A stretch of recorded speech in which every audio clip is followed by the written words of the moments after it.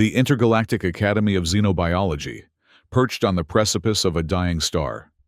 Its massive structure, rotating in perfect synchronization, with the celestial bodies' diminishing light cycles.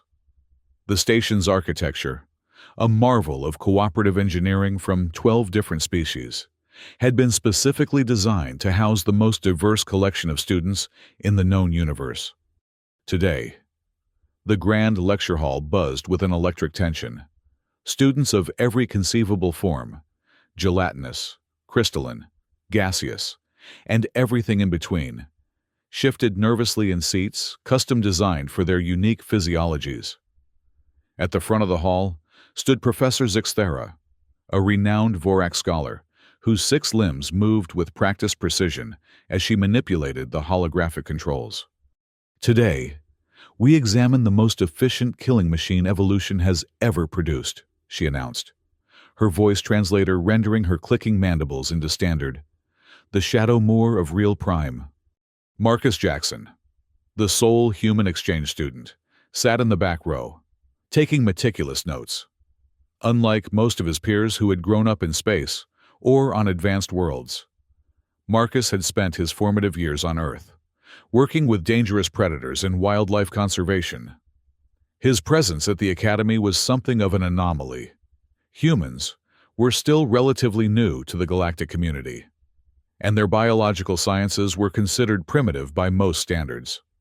The holographic projector hummed to life, and a 3-dimensional model appeared above the central platform. Several students gasped. A few emitted high-pitched distress signals. One gelatinous blabarian nearly liquefied completely. 8 feet tall at the shoulder, Professor Zixthera continued, rotating the model. Covered in light-absorbing fur that appears as a void in space. Sensory organs capable of detecting prey across 17 different spectrums. Teeth that can penetrate titanium alloy. The creature resembled something between a panther and a wolf, though Marcus noted that its proportions were all wrong. Too muscular, too dense, with limbs that suggested impossible speed and strength. Its eyes glowed like distant stars, 6 of them positioned around a skull the size of a small vehicle. The Shadow Moor is classified as a Class Nth predator. Professor Zixthera's voice grew hushed, almost reverent. There is no Class 12th. When Riel Prime was first discovered and colonized, 3 entire settlements disappeared before we understood what we were dealing with. A single Shadow Moor can depopulate an area the size of a small continent within a standard year. Half the class stared in horrified fascination. The other half watched with the eager anticipation of spectators at a gladiatorial event. The neural link students were already sharing sensation packets of simulated fear among themselves. The creature's hunting efficiency is unparalleled. It has no natural predators and fears nothing. Traditional containment methods proved ineffective until the development of the quantum cage 20 years ago. Even then, we've only managed to capture 3 specimens for study. 2 died, rather than accept captivity. Marcus raised his hand. Professor Zixthera seemed surprised by the interruption. Yes, Human Jackson? I was wondering if anyone has attempted positive reinforcement training with the Shadow Moor, Marcus asked, his voice carrying clearly through the lecture hall. A moment of stunned silence followed, broken by a wave of laughter that rippled through the room, a cacophony of sounds from dozens of different respiratory systems. Positive. Reinforcement? Professor Zixthera repeated, her translator struggling to convey her incredulity. Are you suggesting we try to reward the apex predator for not eating us? Well, yes, Marcus replied, unfazed by the reaction. On Earth, we've had success training predators using positive techniques. Even large carnivores can form bonds and respond to rewards. The laughter intensified. A Nebulon student dimmed their luminosity to nearly invisible levels, a sign of extreme embarrassment on their behalf. The crystalline students refracted light in prismatic patterns that signaled disbelief. Human Jackson. Professor Zixthera's voice had taken on a new tone, somewhere between academic interest and concern for Marcus's mental state. The Shadow Moor has decimated entire planetary ecosystems. It is not comparable to your Earth tigers or wolves. It is a biological terminator. With respect, Professor, Marcus persisted. I've worked with canine units. Earth canines bred specifically for hunting and protection. They're killers by nature, but they can be trained to channel those instincts. The lecture hall fell into a deathly silence. Every student now stared at the human, many with sensory organs wide open in shock. This creature, Professor Zixthera tapped a control, enlarging the hologram, has eliminated species that had existed for millions of years. It has evolutionary adaptations specifically designed for maximum killing efficiency. Yes. But has anyone ever approached one without fear or aggression? Marcus asked. Or have we only ever tried to capture or kill them? Prismel, a Zithian student with multifaceted crystal-like appendages, began what appeared to be a religious prayer. Buzzwick, a Dronian who resembled a massive bee, retracted deeper into his protective exoskeleton. The group of Nebulan students huddled together, their collective light signature dimming to almost nothing. Professor Zixthera's mandibles clicked rapidly, a sign of agitation not captured by her translator. She paced the platform, all 6 limbs moving in complex patterns that betrayed her internal struggle. Human Jackson, she finally said, are you formally proposing an experimental approach to the Shadow Moor? I am, Marcus replied, his expression serious. I believe we've misunderstood these creatures. Maybe they're not mindless killers. Maybe they're intelligent beings responding to perceived threats. The ensuing debate tore through the lecture hall like wildfire. Most students voiced vehement opposition, citing the creature's bloody history. A few, however, seemed intrigued by the possibility, if only from a safe theoretical distance. This is madness, shouted a crystalline student, their entire body flashing warning colors. The human is suggesting suicide. Think of the scientific implications, countered a sentient gas cloud, hovering near the ceiling. If there's even a minuscule possibility. Professor Zixthera raised all 6 limbs for silence. This discussion has academic merit, despite its apparent absurdity. She fixed her compound eyes on Marcus. Human Jackson, are you volunteering to demonstrate this theory? Without hesitation, Marcus nodded. I am, Professor. The next 30 minutes passed in a blur of emergency protocols, authorization codes, and hurried explanations. The class was led down to the observation deck, a reinforced viewing area separated from the habitat enclosure by meters of quantum-reinforced transparent material. This specimen was captured 3 standard years ago, Professor Zixthera explained, as technicians prepared the viewing area. It has destroyed 3 containment systems and killed 17 security personnel. If it becomes agitated, everyone in this section will be dead within seconds, regardless of our safeguards. The habitat beyond the barrier was an impressive recreation of real Prime's environment.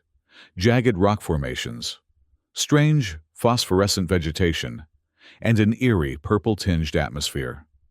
The temperature and gravity were precisely controlled to match the creature's homeworld. Marcus reviewed his notes on Shadow Moor social behaviors and communication patterns.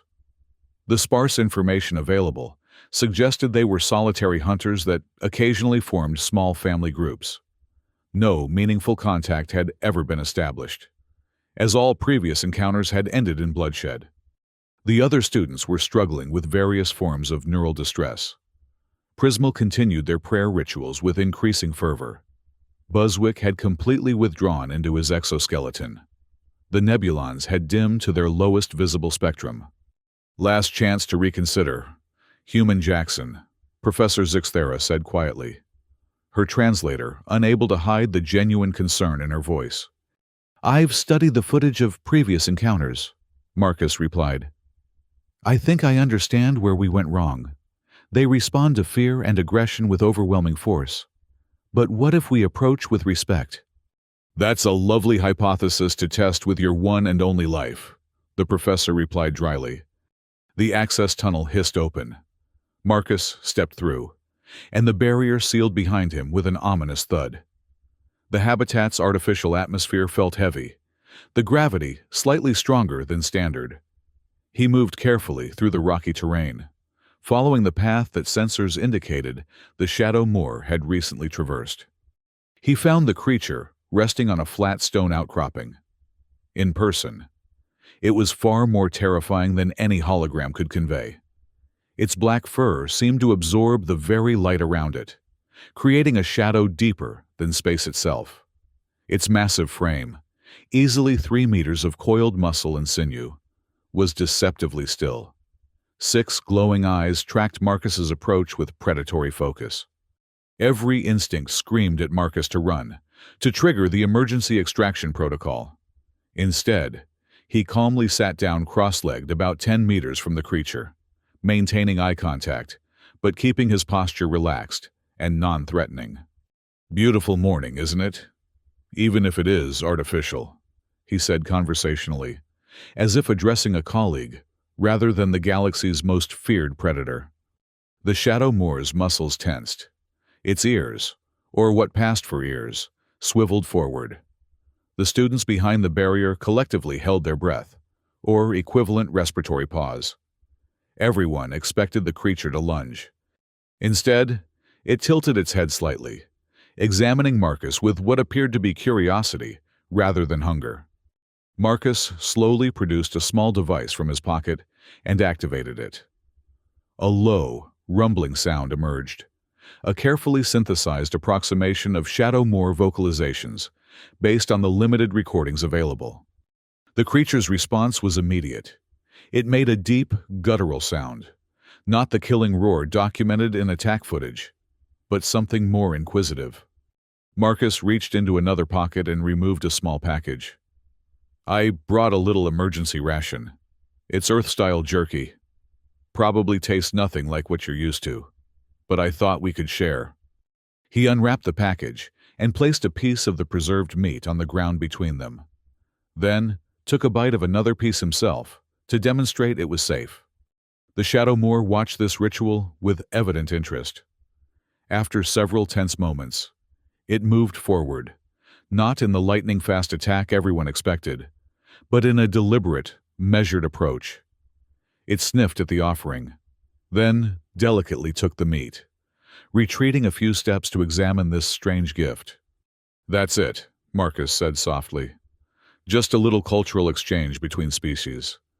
Behind the barrier, the class watched in stunned disbelief. Professor Zixthera was frantically recording every detail, her scientific mind struggling to process what she was witnessing. The Shadow Moor finished the morsel and returned its attention to Marcus. It made another vocalization, different from the first, lower, more sustained. Marcus responded with a similar sound from his device. Then slowly, telegraphing every movement, extended his hand, palm up. The creature studied this gesture. Then, in a movement that would rewrite xenobiology textbooks across the galaxy, it approached and lowered itself to the ground in a posture that mirrored Marcus's seated position. Not the crouch of a predator about to pounce, but the deliberate positioning of a being attempting communication. Marcus reached out and gently touched the creature's midnight fur. It was softer than he had imagined, almost silky despite its appearance of absolute darkness. The Shadow Moor allowed this contact, its 6 eyes never leaving Marcus's face. In the observation area, someone fainted with a wet splat. Prismal had stopped praying, their crystalline form frozen in shock. Buzzwick cautiously emerged from his exoskeleton. The Nebulans brightened slightly in collective amazement. "The Class N predator is exhibiting retreat behavior," Professor Zixthera whispered, her translator struggling to convey her awe. "It's displaying deference." "Not retreat," Marcus corrected through his communicator. "Respect. It's recognizing me as neither prey nor threat, but as something worthy of investigation." The interaction continued for nearly 20 minutes. Marcus maintained a calm, respectful demeanor, occasionally offering another piece of jerky and using the vocalization device to mimic what he believed were non-threatening sounds. The Shadow Moor responded in kind, sometimes mirroring Marcus's movements, sometimes initiating gestures of its own. Finally, the creature voluntarily backed away, settling on a rocky outcropping a few meters distant, its eyes still fixed on Marcus. "I think that's enough for today," Marcus said, nodding politely to the Shadow Moor. He placed one last piece of jerky on the ground, an invitation for future interaction, and slowly backed toward the access tunnel. The tunnel door sealed behind him, and the safety light switched from red to green, signaling the completion of contact without bloodshed. When Marcus returned to the observation area, he found a transformed classroom. Students stood or hovered in stunned silence. Some had dropped to whatever passed for knees in their physiology. Others were emitting signals of religious ecstasy. The nebulon's light spectrum had brightened to unprecedented intensity. Prismel had ceased their prayers and was vibrating in frequencies associated with profound revelation. Buzzwick had fully emerged from his protective shell, his compound eyes wide with shock and awe. Professor Zixthera was furiously making notes, her 6 limbs moving independently as she recorded observations, checked readings, and attempted to process what she had just witnessed. "I believe that went rather well," Marcus said with a slight smile. "They understand respect. That's all it took." The class remained in stunned silence, their previous assumptions about the universe's most dangerous predator utterly shattered. Professor Zixthera finally spoke. "Class dismissed. I need to report this to the Galactic Academic Council immediately." She turned to Marcus. "Human Jackson, I require your presence for the formal documentation. This may represent the most significant breakthrough in predator communication in recorded history." As the students filed out, their movements were hesitant, almost dreamlike. Many cast backward glances at the human who had just redefined their understanding of interspecies communication. "Professor," Marcus said as they walked toward the research wing, "I'd like to continue these sessions if possible.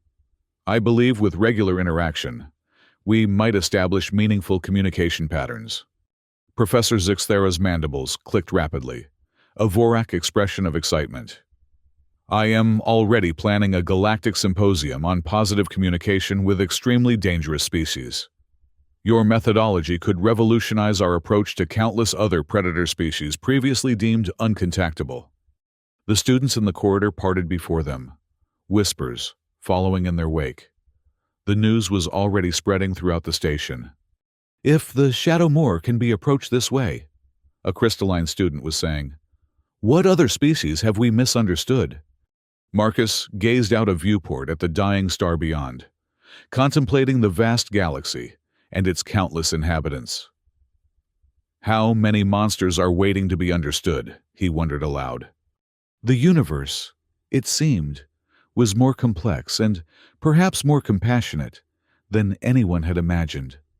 The following weeks transformed the xenobiology department at the Academy. Professor Zixthera's preliminary paper on the Shadow Moor encounter spread through academic channels with unprecedented speed. Requests for interviews and research collaborations poured in from across the galaxy. Marcus continued his sessions with the Shadow Moor, each interaction building upon the last. By the 3rd week, the creature would approach the barrier before he even entered the habitat, awaiting their exchange. By the 5th week, it allowed him to sit beside it while reviewing his notes. The students now competed for observation slots, their fear replaced by scientific curiosity. "It's not just responding to conditioning," Marcus explained during a follow-up lecture. "It's genuinely curious. It's learning about me as much as I'm learning about it." Professor Zixthera had undergone perhaps the most dramatic transformation of all. Her previous rigid adherence to established theory had given way to a voracious appetite for questioning fundamental assumptions. We have been approaching xenobiology from a position of inherent superiority, she told her packed lecture hall. We assumed that our intelligence gave us the right to classify, contain, and study. What Human Jackson has demonstrated is that respect must precede understanding, regardless of where a species falls on our artificial danger scale. The implications extended beyond academic interest. The Galactic Security Council, which had previously authorized the extermination of any Shadowmoor discovered near inhabited worlds, now implemented a mandatory contact protocol based on Marcus's techniques. Prismel, the Zithian student who had once prayed for protection, now led a student group dedicated to reviewing historical encounters with supposedly hostile species. We must question whether these creatures were truly aggressive by nature, or merely responding to our approach, they argued in their popular dissertation.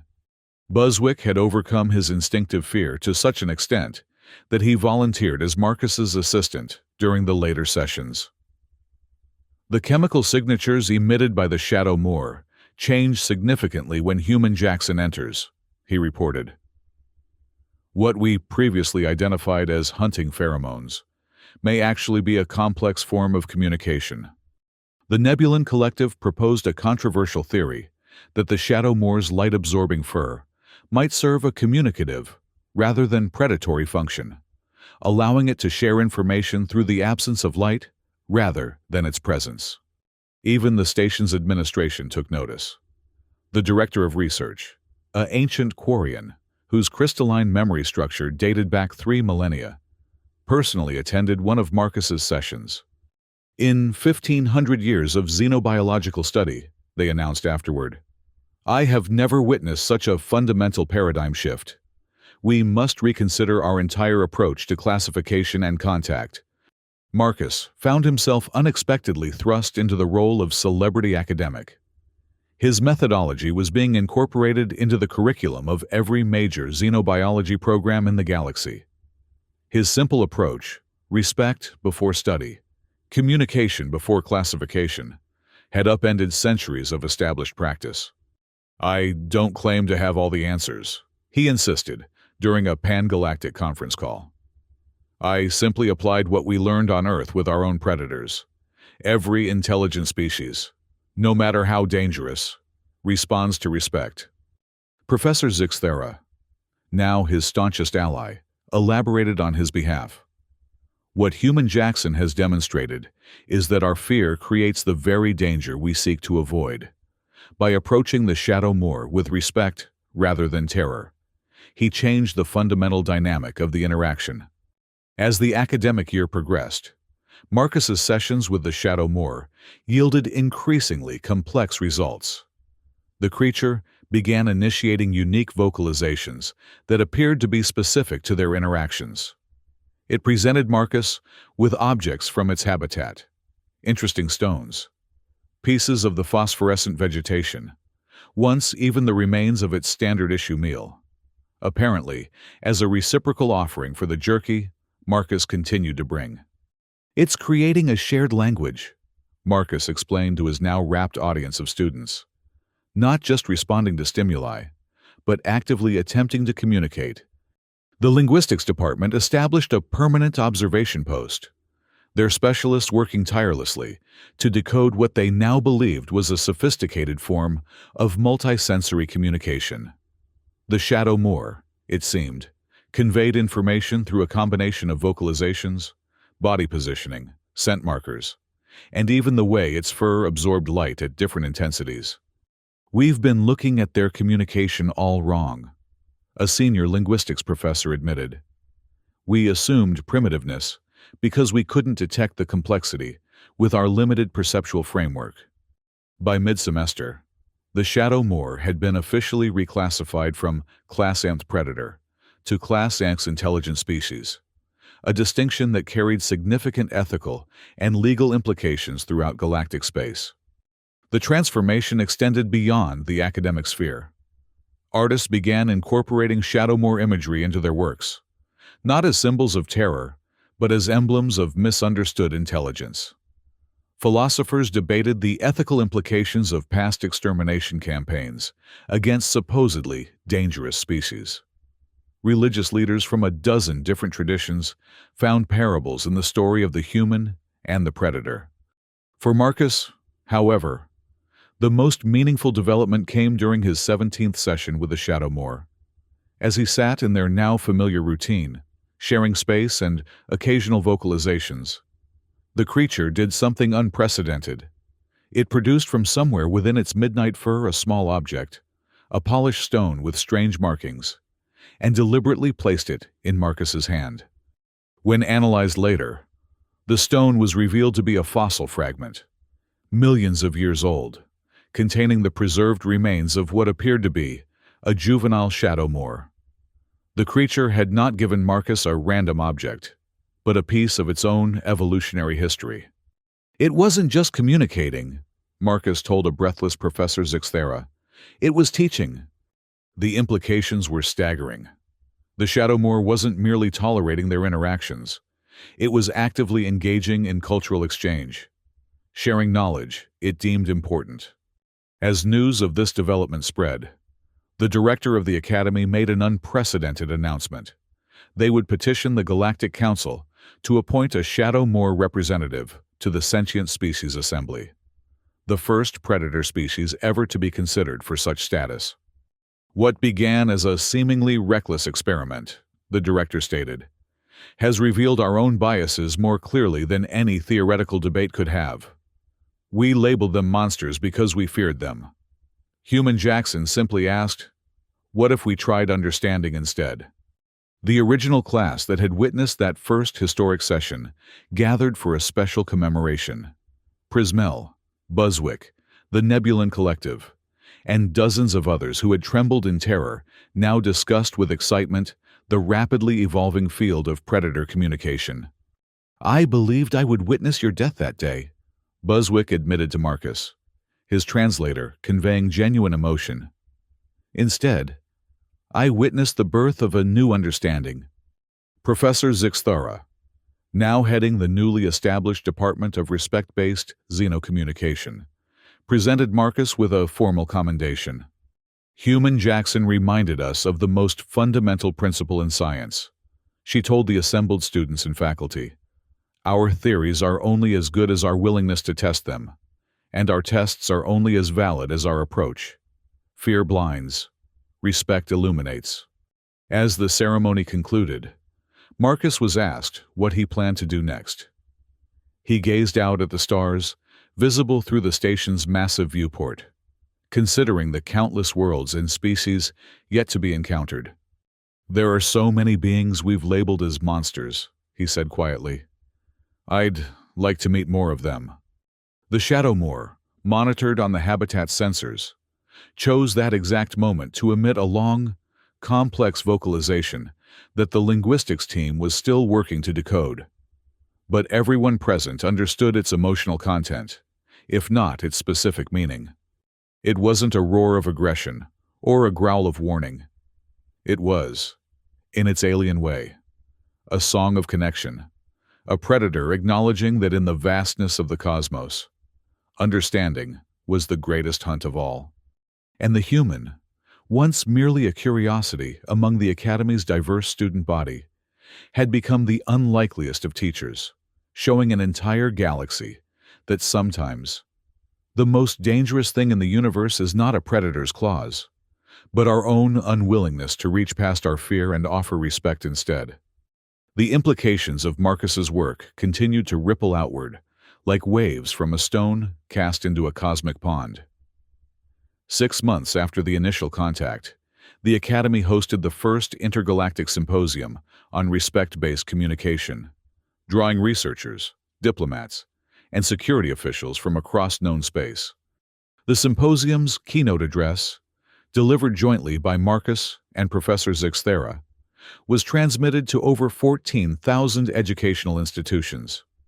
Their central thesis, that fear-based responses create self-fulfilling prophecies when dealing with predator species, had become the foundation for a new approach to first contact protocols.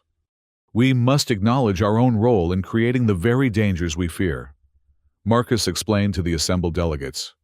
When we approach with weapons, containment fields, and fear, we signal hostile intent before communication even begins. Professor Zixthera expanded on this concept with characteristic academic precision. Our research now indicates that at least 62% of documented aggressive encounters with predator species began with defensive measures that were perceived as threatening. We have been measuring their responses without accounting for our provocations.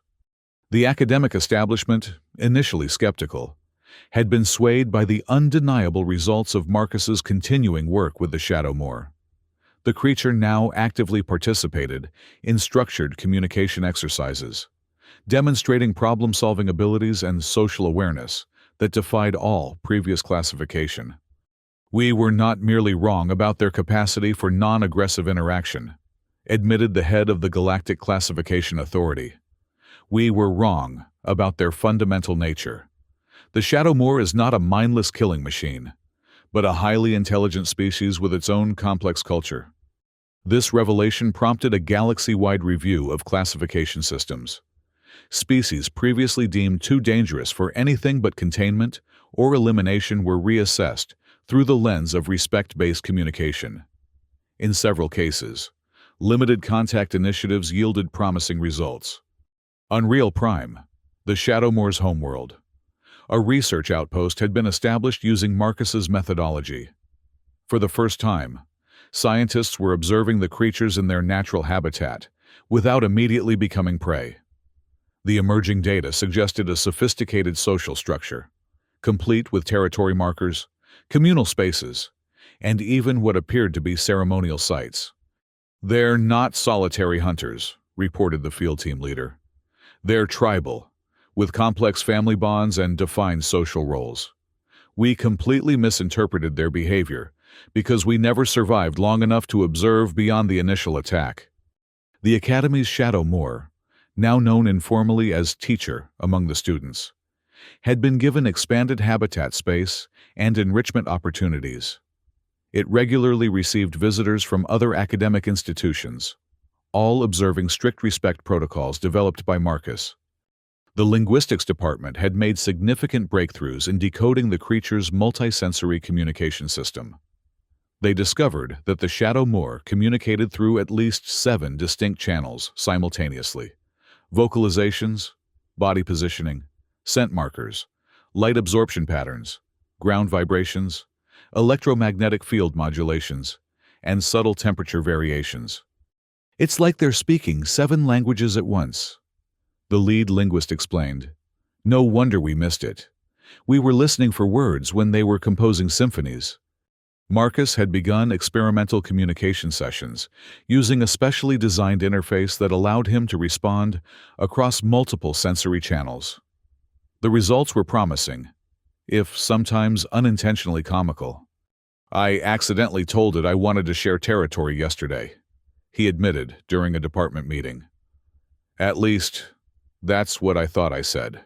Based on its response, I might have proposed a formal alliance against the cafeteria staff." The students who had witnessed that first historic session had become minor celebrities in their own right. Prismel had founded a student organization dedicated to challenging classification biases across disciplines. Buzzwick had developed new sensor technologies specifically designed to detect the subtle communication methods of predator species. The Nebulan Collective had created an immersive experience that allowed other species to perceive the world as a Shadowmoor might, helping to build empathy across the empathy gap. Even the station's administration had embraced the philosophical implications of the work.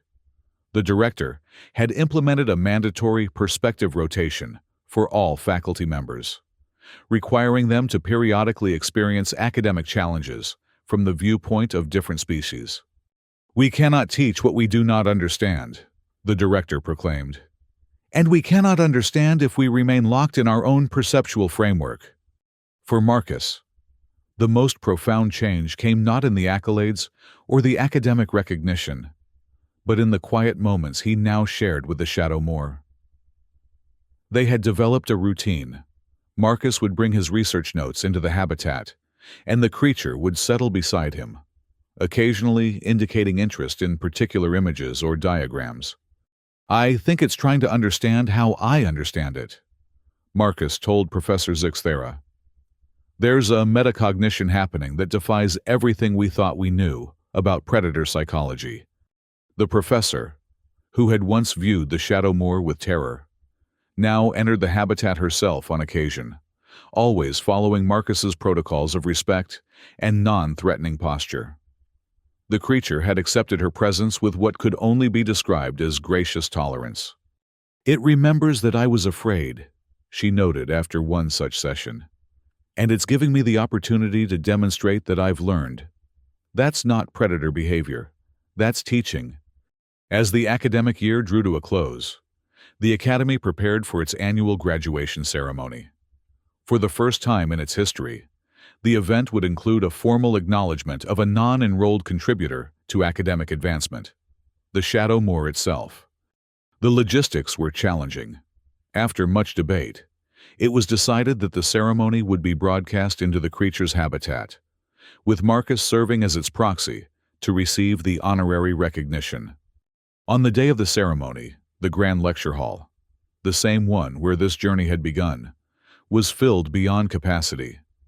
Representatives from every major academic institution in the galaxy had come to witness what many were already calling the most significant paradigm shift in xenobiology since the discovery of interstellar travel. The directors spoke at length about the transformation that had occurred, not just in their understanding of the Shadow Moor, but in their approach to knowledge itself. "We came to this work as self-proclaimed experts," they said, their ancient crystalline form glowing with emotion. "We leave it as students, humbled by how much we have yet to learn." Professor Zixthera, resplendent in formal academic regalia that adorned all 6 of her limbs, presented the official recognition, a symbolic rendering of the Academy's crest, modified to include a silhouette of the Shadow Moor alongside the traditional symbols of knowledge and discovery. "For teaching us that respect must precede understanding," she read from the formal citation, "and that no species is beyond communication if we approach with open minds and peaceful intentions." Marcus accepted the honor on behalf of the creature, which was observing the proceedings via a large view screen installed in its habitat. The Shadow Moor's reaction was subtle, but unmistakable, a specific pattern of light absorption that the linguistics team had recently identified as associated with satisfaction or accomplishment. "It understands what we're doing," Marcus said quietly to Professor Zixthera. "Maybe not the specific cultural significance, but it grasps that this is a recognition of our mutual achievement." As the ceremony concluded, students filed past the habitat viewing area, many performing the respectful greeting gesture that Marcus had taught them, a slight bow with open, empty hands, visible at their sides. The Shadow Moor acknowledged each one with a corresponding dip of its massive head. Later, in the quiet of the research wing, Marcus sat with Professor Zixthera, reviewing the year's incredible journey. "When you first raised your hand in my lecture," she admitted, "I thought you were either suicidally brave or simply ignorant of the danger." "Maybe a bit of both," Marcus smiled. "But on Earth, we have a saying, sometimes the most dangerous thing is assumption." A profound xenobiological insight disguised as simple wisdom. The professor clicked her mandibles appreciatively. "Perhaps that is the true gift your species brings to the galactic community." They were interrupted by an alert from the habitat monitoring system.